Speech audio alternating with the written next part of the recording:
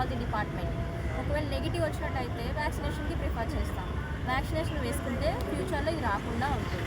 So దానికి సంబంధించిన test ఈరోజు గవర్నమెంట్ మనకి ఫ్రీగా కండక్ట్ చేస్తుంది under controlling program, national hepatitis controlling program. ఈ ప్రోగ్రామ్ అనేది కేజెస్ అండర్లో జరుగుతుంది. డాక్టర్ గిరినాథ్ గారు ఆందోళన జరుగుతుంది.